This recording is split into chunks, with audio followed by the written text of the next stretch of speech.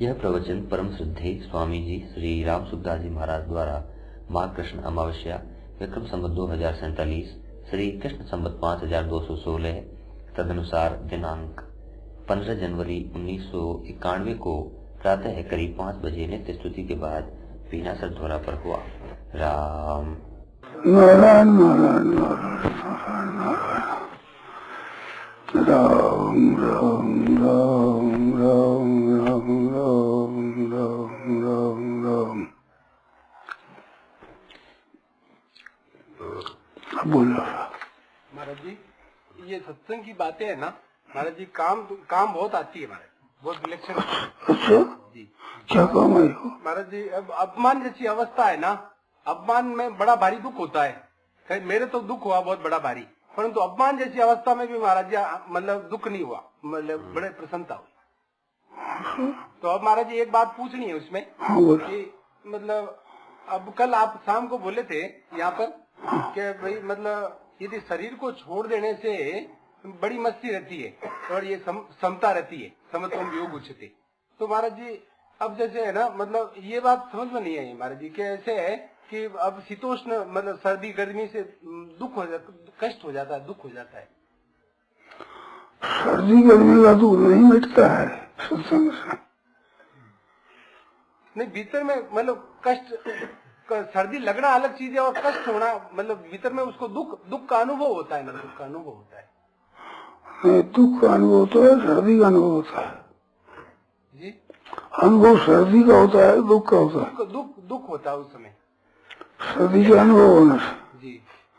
तो सर्दी का अनुभव तो होगा भाई, सर्दी का अनुभव तो होगा ही। पर सत्संग से आप बोलते हैं ना दुख मिट जाता है, दुख मिट जाता है। तो वो इसीलिए पूछ रहा हूँ कि ये कैसे है। जो मान अपमान से होता है ना सुख दुख, तो अपमान का ज्ञान तो होता ही है, ज्ञान तो होता है, ऐसी सर्दी का ज्ञान तो होगा ही। सर्दी का ज्ञान होने पर भी दुख नहीं होगा। ज्ञान और चीज है, दुख और चीज है। हाँ, यही दुख कैसे न हो, ये पूछने का मतलब है। तुम अपमान होने पर दुख नहीं होता तुम कहते हो ना, वो तो उस समय ये भाव रहा महाराज जी कि भाई भगवान ही आए अपमान रूप से, है ना, भगवान ही आए ऐसे करके उस समय भाव रहा। तो सर्दी रूप से दूसरा है कोई? सर्दी रूप में भगवान नहीं है क्या? सर्दी रूप में भगवान ही है। भगवान है तो भगवान है सब रूप में, भासुदेव सर्वम। तो भगवान सर्दी रूप से भी भगवान है, गर्मी रूप से भी भगवान है, वर्षा रूप से भी भगवान है, भगवान का रूप है। अब जैसे आप कल बोले ना कि भाई शरीर को छोड़ देने से बड़ी बड़ी मस्ती रहती है, छोड़ देने से और समता रहती है। जो छोड़ देने की अटकल क्या है वो? अपमान में जो दुख नहीं होता, ऐसे ही सर्दी में भी दुख नहीं होगा।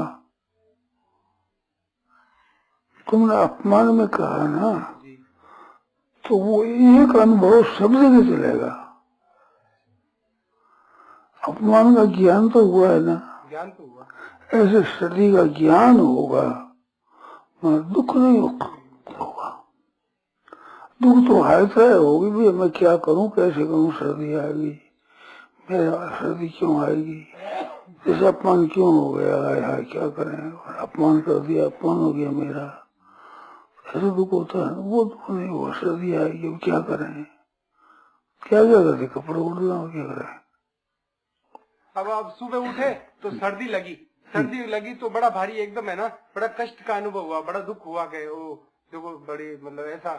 तो मैंने कहा कि ये दुख होना तो ये तो गलती है, मतलब सर्दी का अनुभव होना तो ठीक है, पर दुख होना तो ये गलती है। ये क्या दुख क्या हुआ? सर्दी का अनुभव होने पर दुख क्या हुआ? दुख देखो भाई, सर्दी से दुख नहीं होता है, अपमान से दुख होता है। अपमान तुम सह लो तो सर्दी सहनी तो सुगम है, अपमान है तो कठिन है। तो सर्दी है वो दुख क्या होता है, सर्दी बुरी लगती है, ये बुरी लगना दुख नहीं है, ये बुरी लगने से दुख हुआ, बड़ा बुरा लगा, बड़ा बुरा। हाँ तो बुरा लगना दुख नहीं है, ये तो ज्ञान है सर्दी का। अपमान में और तरह की बात है, इसमें और तरह की बात है। अपमान में तो भीतर में अपना खुद का दुख होता है, मेरा मान नहीं रहा, अपमान कर दिया। ऐसे सर्दी से क्या दुख हुआ? सर्दी लगी, यही बात हुई, कपड़ा उड़ दिया। मेरी समझ में सर्दी से दुख होता है, वो दुख नहीं मिटता है अपमान की तरह, वो दुख है ही नहीं, वो तो सर्दी का अनुभव है। दुख कैसे हुआ? वो मतलब सर्दी का अनुभव होने से क्या बुरा लगा ना, तो बुरे लगने से दुख हुआ। कैसा मतलब बड़ा भाई तुम तो विचार करो, एक नहीं है ये, एक नहीं है। अपमान होना और सर्दी का होना दो चीज है, ये दो चीजें। हाँ, अपमान से कोई शरीर में पीड़ा थोड़ी होती है, नहीं पीड़ा नहीं होती, और इसमें शरीर में पीड़ा होगी सर्दी से। हाँ इसी पीड़ा होती है। हाँ तो पीड़ा हो जाना कोई ये मिट थोड़े से होता है, पीड़ा तो होगी। ये पीड़ा दुख नहीं है, पीड़ा अर्थ है, दर्द होना दुख है, पीड़ा होना है, ये दुख नहीं है, ये तो अनुभव है। पीड़ा से अनुभव होगी। जैसे अपमान का ज्ञान होता है, ऐसे ही पीड़ा का ज्ञान होता है। अब पीड़ा होना कैसे मिटेगा? नहीं पीड़ा होना तो नहीं मिटेगा, ये तो बात ठीक है। तो फिर दुख क्या है? नहीं दुख तो अब उसमें वो बुरा लगना, ये दुख है। नहीं बुरा लगेगा, बुरा तो अनुकूल प्रतिकूल होगा न। प्रतिषेध प्रियम प्राप्य नोद्विदित प्राप्य सा प्रियम, अप्रिय को प्राप्त उद्विग्न न हो। तो यही तो हुआ कि अब जो बुरा लगा ना, तो उद्विग्नता आई, उद्विग्नता का दुख हुआ। हाँ तो उद्विग्न नहीं होना चाहिए ना, इसका इलाज करो। ये तो अपमान में तो भैया अपने हाथ की बात नहीं है, और सर्दी में हाथ की बात है। तो उद्विग्नता का क्या इलाज है हमारा? उद्विग्नता फिर तो समझे नहीं। मैं कहता हूँ उद्विग्न, सर्दी से जो उद्विग्न होना है वो और तरह का है, अपमान से जो उद्विग्न होता है वो और तरह का है। हाँ, दोनों फर्क है, ये तो बात ठीक है, दोनों फर्क है। तो सर्दी से जो बुरी लगती है, सर्दी लगती है, ये दुख नहीं है, ये दर्द है। हाँ, दर्द दुख नहीं है। सर्दी में कपड़ा ओढ़ लो, अब अपमान में क्या ओढ़ गए? हाँ वो तो ठीक है। अपमान तो दूसरे का अधीन है, सर्दी दूसरे का अधीन थोड़ी है। हाँ ये ठीक। हाँ तो दुख आया हुआ, तो सर्दी का अनुभव होता है तो वो तो कष्ट होता है, तो अनुभव होता है, तो अनुभव तो होगा। तो उद्विग्न नहीं हो, ये इसका कोई उपाय महाराज जी कैसे? भाई पहली बात तो मेरी समझे ही नहीं। मैं कहता हूँ सर्दी से उद्विग्न होता है वो और तरह का है, अपमान से उद्विग्न होता है वो और तरह का है। दोनों में फर्क है, ये तो बात समझ आती है। फर्क समझ आती है ना। तो सर्दी का अनुभव होगा, कष्ट होगा, बुरी लगेगी, अच्छी नहीं लगती, प्रतिकूल लगती है, ये दुख नहीं है। जो दुख मिटता है वो दुख नहीं है, ये दुख नहीं मिटेगा। ये दुख नहीं मिटेगा, ये दुख कैसे मिटेगा? और सर्दी लगने कैसे मिट जाएगा? कितना ज्ञान हो गया। भूख लगेगी तो भूख लगनी कैसे मिट जाएगी? अनुभव तो, पर ज्ञान होने पर फिर उसको उद्विग्नता तो नहीं होगी ना? उद्विग्न तो नहीं है भैया, मैं अभी तक नहीं समझाऊं तुम्हारे। सर्दी से उद्विग्न क्या होता है? सर्दी बुरी लगती है, उद्विग्न क्या हुआ? हाय हाय रे मेरा अपमान हो गया, वैसे तो घबराहट होती है। वो सर्दी से घबराहट कैसे होती है? सर्दी बुरी लगती है तो कपड़ा ओढ़ लो, अगर कपड़ा ओढ़ने से मिट जाता है, अपमान थोड़ी मिलते कपड़ा ओढ़ने से। हाँ नहीं मिलता, यही बात है। हाँ ठीक है, फिर कपड़ा ओढ़ दो, वो विचार से मिटता है, ये वस्तु से मिटता है। हाँ ये वस्तु मिटता है, ये वस्तु का मिटना सटना ये ज्ञान के अधीन नहीं है, ज्ञान के अधीन नहीं है। सर्दी का ज्ञान होगा तो सर्दी मिटेगी, सर्दी लगेगी, सर्दी बुरी लगेगी तो लगेगी, ये विचार थोड़ी मिटेगी सर्दी। हाँ हाँ ज्ञान होने पर सर्दी तो नहीं मिटेगी, अनुभव तो नहीं मिटेगा, ये बात तो ठीक है कि ज्ञान होने पर है ना, उसको अनुभव तो होगा ही, सर्दी गर्मी का अनुभव तो होगा ही, उसको अनुभव तो यूं क्यों रहेगा ही। तो दुख क्या हुआ? दुख तो मतलब बुरा लगना, ये दुख हुआ उद्विग्नता। इस बात को बुरा तो लगेगा ही नहीं, पूरा मतलब उसमें खुद में भीतर में है ना, हृदय में जो हलचल होती है ना, वो दुख। हाँ तो असल में क्या होगी, इसमें कपड़ा उड़ दो क्या हाल कर, ये तो अपने हाथ की बात है। अपमान न हुआ हाथ की बात है हमारे। हाँ, वो अपमान होना हाथ की बात नहीं है। और सर्दी हमारे कपड़ा उड़ दो हाथ की बात है। नहीं महाराज जी, अब इस शंका इसमें ये है कि अब जैसे मान लो क्या है कि आपने कहा कि भाई शरीर को छोड़ देने से है ना, मतलब क्या है कि मस्ती रहती है, समता रहती है, तो वो शरीर का अभिमान छोड़ना, शरीर छोड़ना नहीं है। शरीर का जो अभिमान है, मेरापन है शरीर में, मैंपन है शरीर में, वो छोड़ना है जी। तो मैंपन मेरापन छोड़ने पर सर्दी लगेगी। हाँ, वो तो लगेगी, ये तो ठीक है। अपमान हो गया तो अपमान लगेगा नहीं, अपमान हुआ ज्ञान होगा, लगेगा क्या? और ज्ञान होने पर नहीं लगेगी सर्दी तो। हाँ, ठीक है। और कपड़ा ओढ़ने से नहीं लगेगी। ऐसे अपमान को कपड़ा ओढ़ने से मिट जाएगा क्या? नहीं मिटेगी। तो बात वो है, सर्दी का जो दुख होता है वो तो शरीर का दुख है, अपमान है वो तो मन का दुख है। वो मन का दुख मिट जाता है, शरीर का दुख मिट जाएगा।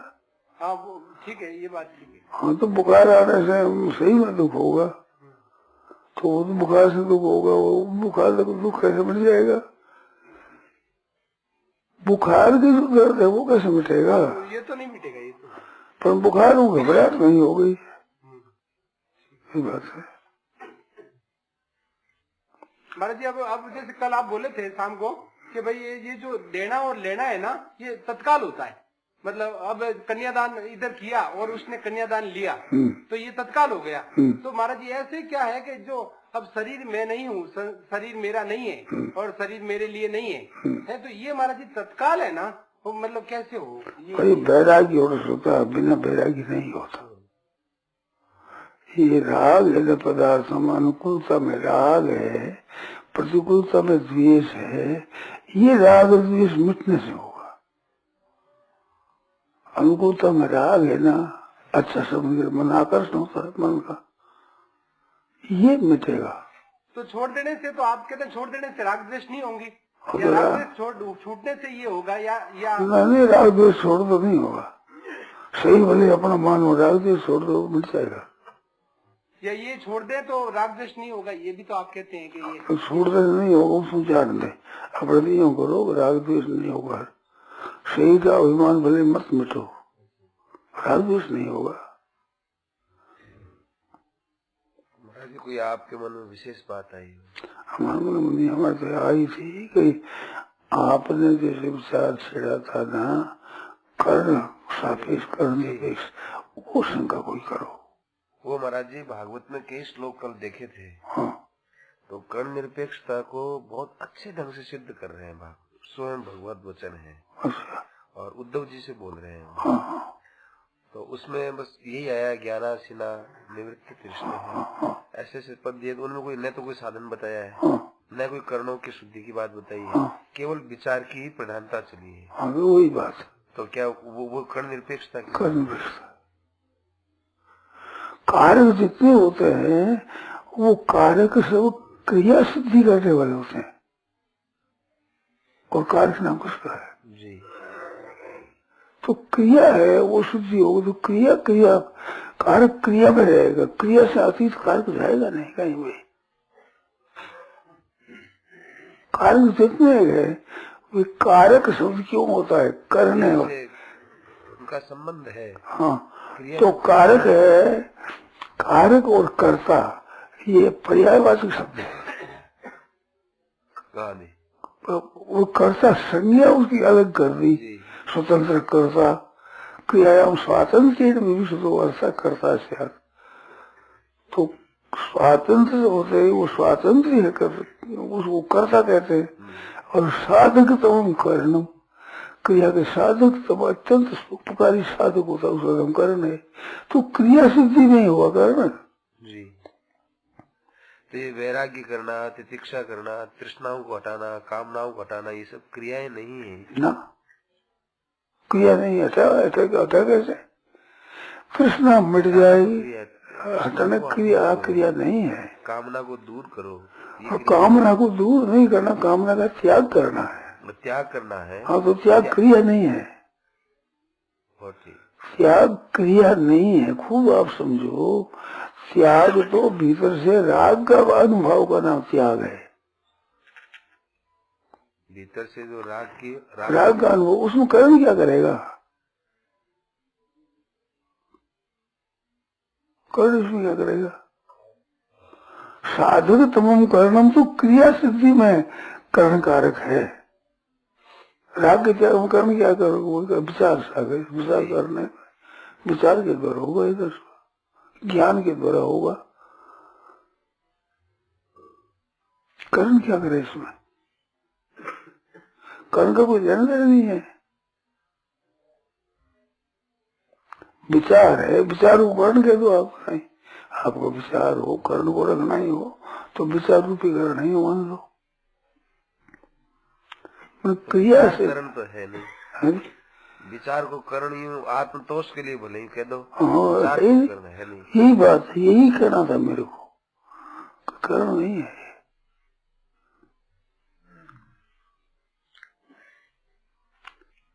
त्याग है। महाराज जी, आप तो यहाँ तक फरमाते हैं कि त्याग भी स्वतः सिद्ध है। हाँ, स्वतः सिद्ध है। तो राग तो बड़ा बनाया हुआ है, अपने बनाए हुए छोड़ दिया, त्याग हुआ। राग है, इस वास्ते वो बुरा लगता है, राग होने से। अब ये राग, मान में राग है, इस वास्ते अपमान बुरा लगता है जी। तो राग मिट जाने से नहीं लगेगा बुरा, पर अपमान का ज्ञान कैसे नहीं होगा? ज्ञान तो सुसुप्त भी नहीं होता, मूर्छा हो जाती, ज्ञान नहीं होता तो उसको मुक्ति हो जाती है, उसको मुक्ति थोड़ी हो जाती है। बेहोशी में ज्ञान नहीं होता तो मुक्ति हो जाती है। ऐसा नहीं है, ज्ञान से बेहोशी नहीं होती है। तो कर्ण तो विचार साध्य है ना, विवेक साध्य है। विवेक विचार के द्वारा इसकी निवृत्ति होती है। कर्ण इसमें क्या करेगा? आप फिर बोलो, मेरे को पता नहीं आप कहाँ क्या शंका है, शंका करो, सब पता होगा।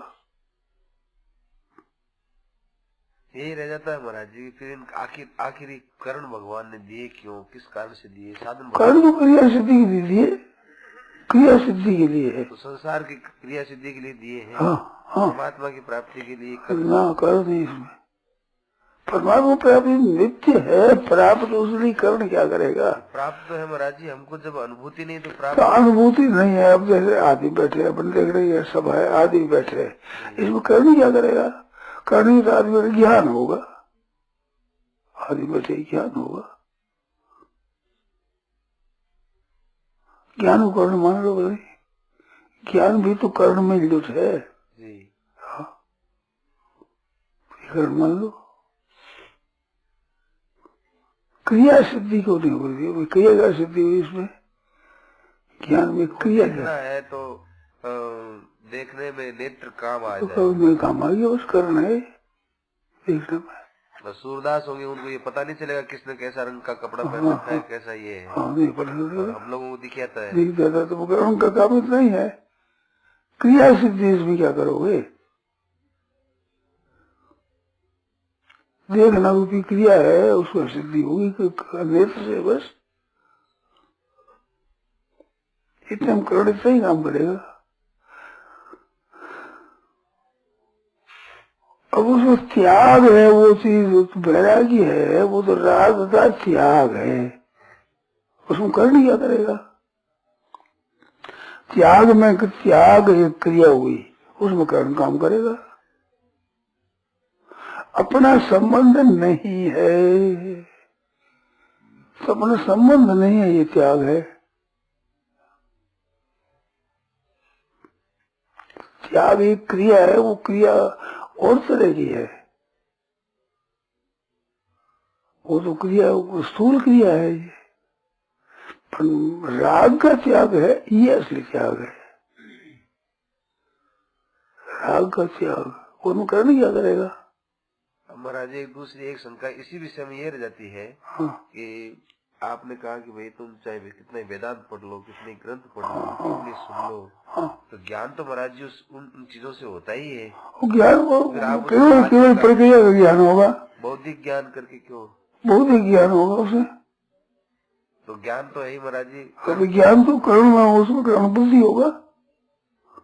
ज्ञान में कर्ण होगा बुद्धि, ज्ञान हुआ जी। तो वो ज्ञान बुद्धि का हुआ तो वो तो विद्युत्ता का ज्ञान होगा, पर विद्या का अभिमान होगा कि नहीं होगा? विद्या का अभिमान हुआ और तो ज्ञान नहीं हुआ, तत्व ज्ञान नहीं हुआ। तत्व ज्ञान में अभिमान नहीं होगा। अभिमान कर्ण से दूर नहीं होता है, वो तो विचार कर्ण, किसी कर्ण से दूर थोड़ी होगा अभिमान। जैसे विद्या पढ़ना है तो पढ़ाने वाले ने पढ़ाया और हमने उद्योग कर, वो पढ़ लिया, हमने उसका अनुभव कर लिया, उसको अनुभव कह दो भाई, तो उसमें कर्ण क्या करेगा? अनुभव कर्ण में कम हुआ, परंतु उसका त्याग नहीं होगा तब तक तत्व ज्ञान कैसे होगा? तत्व ज्ञान में कर्ण कारण नहीं है। कर्ण तो प्रकृति में ही रहेगा ना, प्रकृति से अतीत में कर्ण कैसे जाएगा? कर्ता भी नहीं जाएगा, कर्तृत्व भी नहीं जाएगा वहां। तो कर्तृत्व प्रकृति में है, कारक सब प्रकृति जन्य है, सभी प्रकृति से अतीत कारक नहीं है। कोई कर्ता, कोई कारण ना होगा। आपके जितने 6 कारक है, कोई कारक भी प्रकृति से अतीत नहीं है, प्रकृति में है। प्रकृति का संबंध विच्छेद होने से वो सब कारक मिट जाते हैं। कर्तृत्व तो नहीं होता, वो कारण कैसे रहेगा? क्रिया में स्वतंत्र है, कर्ता सबसे मुख्य है, वो कर्तृत्व ही नहीं रहता। कर्तृत्व नहीं है तो कर्णत्व कैसे क्या? जैसे देखो, भोजन करना है ना, ये तो क्रिया है, पर भोजन का पच जाना ये क्रिया थोड़ी है। ये क्रिया होगा, भोजन पक गया, कितना पाक हो गया, भोजन पच गया, तो भोजन पचाने में आपकी क्रिया थोड़ी करना, वो तो स्वतः होता है, स्वतः पकता है, कुछ करना पड़ता है आपको। बिना कर्ता की क्रिया हुई है, बिना क्रिया करता हुई, बस ऐसे कर्ता को बिना कर्ता के ज्ञानी की क्रिया होती है। तो करता ही नहीं, वो कारण क्या करेगा उसमें?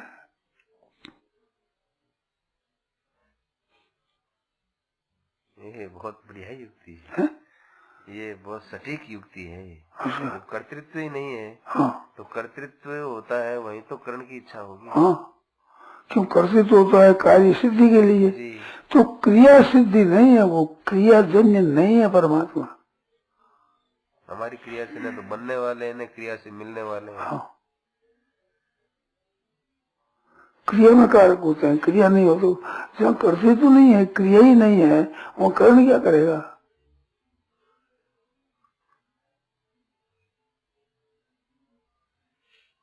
प्रकृति से संबंध विच्छेद है ना, संबंध विच्छेद है, इसको क्रिया मानो तो इसे मान लो नहीं, है नहीं वास्तव में।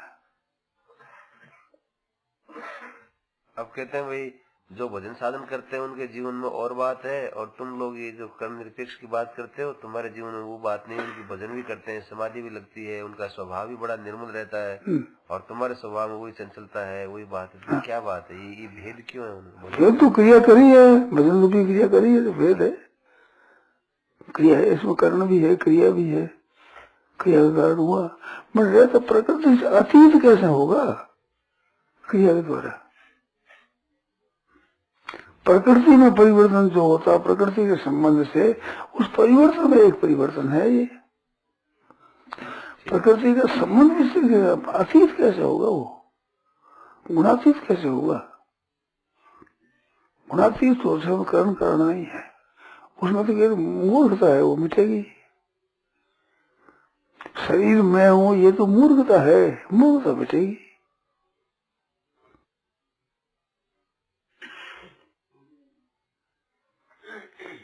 अब वो क्या कहे पता नहीं, खुद क्या कहें। आपकी क्या शंका है, मैं पूरा तो समझा नहीं हूँ, थोड़ा समझाऊं तो उत्तर दिया है। जैसे रागनी है तो राग है, वो राग ऐसी विशिष्ट है कि वो आदमी पहचानता है। जैसे राग में ताल है, स्वर है, तो ताल स्वर है, जो स्वर का ज्ञान है, ताल का ज्ञान होता है ना, तो ताल का ज्ञान स्वतः होता है। वो कैसे होता है हमें इसका पता नहीं है पूरा जी। अब अटकल तो हम सिखा देंगे, परंतु ताल का ज्ञान हो जाए क्या कैसे होता पता नहीं। वो बेताला होते यूं मालूम चलता है बेताला है, बेताला ज्ञान होता है। और कैसे बेताला, क्या बेताला ये क्या बेताला कैसे हो, वो रागनी कैसे होती है रागनी, तो सीख तो सकते हो, रागनी सीख सकते हो। सीखने में गलती बता देंगे, ये ताल चूक गए, यहाँ स्वर चूक गए, बेसुरा हो गए, बेताल हो गया। ताल एक बोध होता है भीतर, जैसे जोड़ होती है, अंकों की जोड़ होती है, तो अंकों की जोड़ होती है, वो तो ज्ञान होता है। पर ये ज्ञान कैसे होता है, कहाँ से आता है, ये आता नहीं, ये है भीतर, वो जागृत होता है। अंकों का जैसे ज्ञान होता है, अंक जोड़ने में धड़ा जोड़ है पड़ी, अपन मारवाड़ी भाषा में है धड़ा जोड़, तो धड़ा जोड़ करी, जोड़ करी है, तो जोड़ का ज्ञान हुआ, तो जोड़ का ज्ञान हुआ, अब कर्ण तो साथ में रहेगा, खाओ तो खाना क्रिया हो गई, ऐसे जोड़ सीख ली, अब क्या उसमें कर्ण की जरूरत होगी, क्योंकि अंकों से सीखा, तो ये अंक कोई भी बता नहीं सकता। आप बैठे हो जोड़ जानने वाले, उसमें कोई बताओ कि गुरुजी ने किन अंकों से जोड़ सिखाया आपको, याद है? जोड़ की प्रक्रिया बताइए, बाकी जोड़ के अंकों की कोई बात नहीं। तो अंक कोई काम कहीं नहीं है उसमें, अंक तो केवल उस तरफ जाने के लिए थोड़ा दिवस में करा दिया। अंक याद हो तो बताओ, कोई नहीं बता सकता इन अंकों में जोड़ सीखी, तो जोड़ वो ज्ञान है, वो इसलिए ज्ञान है परमात्मा का। कर्ण क्या करे उसमें, जोड़ को लेकर कर्ण सीखने में काम आते हैं, इसलिए सीखने में काम है, सीखने की क्रिया में काम आ जाएगी।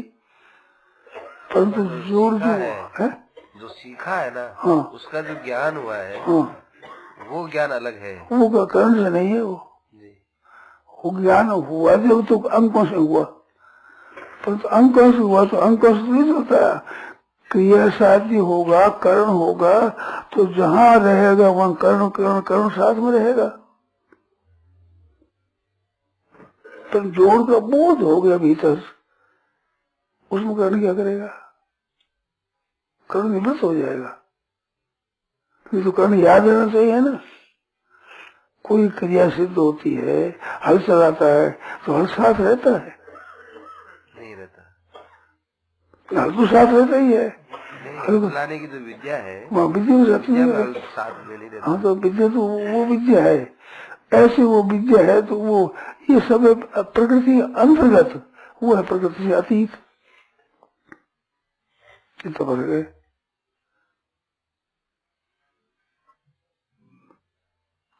तो मामूली ज्ञानों में भी ये चीजें साथ में नहीं रहती है, ज्ञान अलग रह जाता है। हाँ, अब ख्याल हुआ आपका, ये बात है। अब तत्व ज्ञान में कैसे कर्म रहेगा, मम्मी जो का ज्ञान है, उस ज्ञान में भी कर्म साथ में नहीं रहता। जैसे जोड़ में जो सीखे आपने अंक, वो अंक साथ रहते ही नहीं, किसी को याद नहीं है, कोई सही हो तो पता नहीं, किसी को याद नहीं करना अंक, बिना अंकों से केवल उधर उधर दृष्टि हुई है, इसको निर्देश कहते हैं। अंगुल्यग्ने परिणाम सतम, सो आती है, ये देखो सो आती है, तो अंगुली वाचक नहीं है उसका, द्योतक है। ऐसे द्योतक होते हैं, ये अंक लिख दिया तो जोड़ के द्योतक है, वाचक थोड़ी है। हाँ, जोड़ इनसे वाच्य नहीं बना, वाच्य नहीं बना, जोड़ तो पहले से ही है, पहले से है वह। अब वो ज्ञान प्रकाशित हो गया, अब प्रकाशित हो गया, ठीक है, पर ये प्रकाशित होना बुद्धि में है, जो बुद्धि भूल भी जाए, पर वो बुद्धि से नहीं, बुद्धि से अतीत है, वो भूलता ही नहीं। कितना है बीमारी हो जाए, मूर्छा हो जाए, विक्षण भूल, वो लोटपोट हो जाए, सब हो जाए, पर वो ज्ञान नहीं जाता, वो तो रहता है वैसे ही। कैसे रहता है? जैसे मैं हूँ,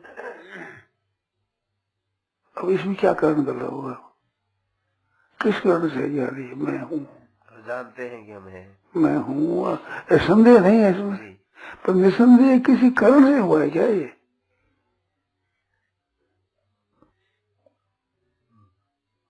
एक सुषुप्ति है, और ये मैं हूँ, इसमें शास्त्रों में इतना वर्णन नहीं आता है, सुषुप्ति में वर्णन ऐसा नहीं आता है सुषुप्ति का। मैं तो कहता हूँ जिसे मेरे को मालूम होता है कि मैं जितना कहता हूँ ऐसा पुस्तक के साफ नहीं दिखता है। पुस्तक साफ कैसे दिखाएगी?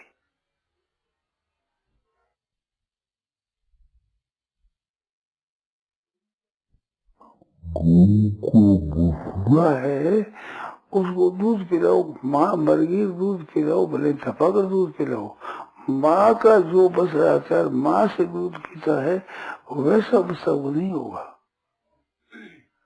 अब माँ का जो प्यार है, हेत है, वो चीज क्या है बताओ, बस वर्णन नहीं कर सकते आप।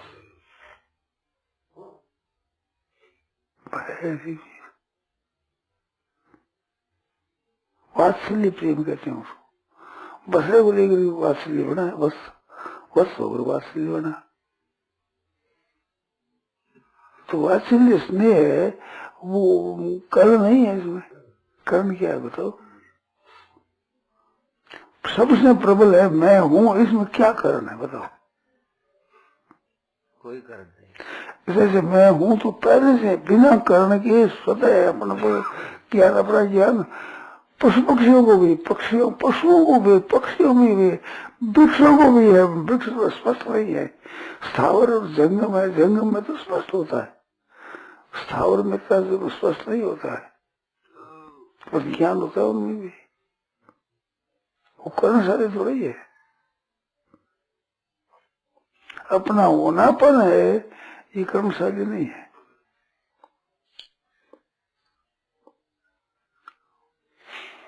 नारायण नारायण नारायण नारायण, ये बात है। खूब सोचो, आप स्वयं सोचो, ये इतनी बुद्धि हो रही है कि कर्म निरपेक्ष कैसे होता है, तो बात क्या है वो ख्याल नहीं करते इस बात पर, बुद्धि जाती नहीं होगी, बिल्कुल प्रकृति में फंसे हुए हैं। नहीं, भागवत का उदाहरण दिया तो भागवत में और भी तो उदाहरण दिया, भागवत जी का जो उदाहरण दिया है, भागवत में तो और कर्म निरपेक्षता के बड़े अच्छे अच्छे उदाहरण है। उस उदाहरण तो वो देखो, आप पढ़ो। नहीं, वो बोल नहीं सकते उस विषय में। आपका समाहित ही कह करने गुणात्म भी, समाहित ही कह करने ही गुणात्म भी, तो गुणात्म स्वरूप जो कर्ण है, स्वरूप जो कर्ण है, उन कर्णों से यदि कोई समाहित भी हो जाएगा तो क्या फर्क पड़ेगा, और विक्षिप्त भी हो जाएगी कर्ण तो क्या फर्क पड़ता है। जैसे बदलों के खूब आने जाने से, गर्जना करने से सूर्य पर क्या असर पड़ता है? अतीत है, सीधी विषय है, प्रकृति के अंतर्गत कर्ण रहेंगे, प्रकृति तक भी कर्ण नहीं पहुंचते, तो प्रकृति से अतीत में कर्ण कैसे पहुंचेंगे? आप भागवत मनन करो, नहीं हो तो बड़ी समाधि भाषा है जी, भागवत समाधि भाषा है।